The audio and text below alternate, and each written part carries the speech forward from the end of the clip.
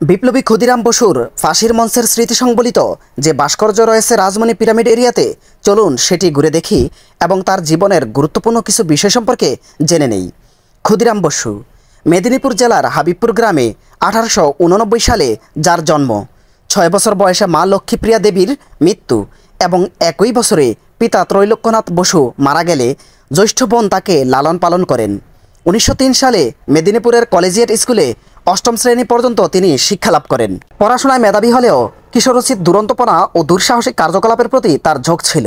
1905 সালে বঙ্গভঙ্গ বিরোধী ও স্বদেশী আন্দোলন ক্ষুদিরামের মতো স্কুলের ছাত্রদেরও প্রভাবিত করে এবং পরিণামে তিনি পড়াশোনা ছেড়ে সত্যেন বসুর নেতৃত্বে এক গুপ্ত সমিতিতে যোগ দেন। বঙ্গভঙ্গ বিরোধী আন্দোলনের অংশ হিসেবে ইংল্যান্ডে উৎপাদিত কাপড় পরানো ও ইংল্যান্ড থেকে আমদানিকৃত লবণে বোঝাই নৌকা ডুবানোর কাজে ক্ষুদিরাম অংশগ্রহণ করেন। 1906 সালের মার্চে মেদিনীপুরের এক কৃষি ও শিল্প মেলায় রাজদ্রোহমূলক ইস্তেহার বণ্টনকালে ক্ষুদিরাম প্রথম পুলিশের হাতে ধরা পড়লেও পালিয়ে যেতে সক্ষম হন। পরবর্তী মাসে অনুরূপ এক দুঃসাহসিক কর্মকাণ্ডের জন্য তিনি ধরা পড়েন এবং আদালতে বিচারের সম্মুখীন হন, কিন্তু অল্প বয়সের বিবেচনায় তিনি মুক্তি পান।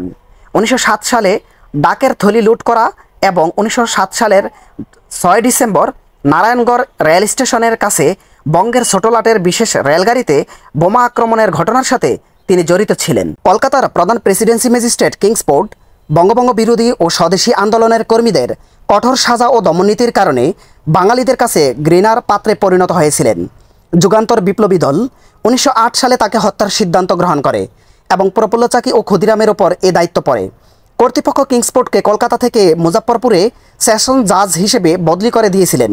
প্রফুল্ল চাকি ও ক্ষুদিরাম 30 এপ্রিল স্থানীয় ইউরোপীয় ক্লাবের গেটের কাছে একটি গাছের আড়ালে অতর্কিত আক্রমণের জন্য ওত পেতে থাকেন, কিন্তু কিংসফোর্ডের গাড়ির মতো অন্য একটি গাড়িতে ভুলবশত বোমা মারলে গাড়ির ভেতরে একজন ইংরেজ মহিলা ও তার মেয়ে মারা যান। এ ঘটনার পর ক্ষুদিরাম ওয়ানি রেল স্টেশনে পুলিশের হাতে ধরা পড়েন। তিনি বোমা নিক্ষেপের সমস্ত দায়িত্ব নিজের উপর নিয়ে নেন, কিন্তু অপর কোনো সহযোগীর পরিচয় দিতে বা কোনো গোপন তথ্য প্রকাশ করতে রাজি হননি। তাকে মৃত্যুদণ্ড প্রদান করা হয় এবং 1908 সালের 11 আগস্ট ফাঁসিতে ঝুলিয়ে তা কার্যকর করা হয় মুজাফফরপুর কারাগারে।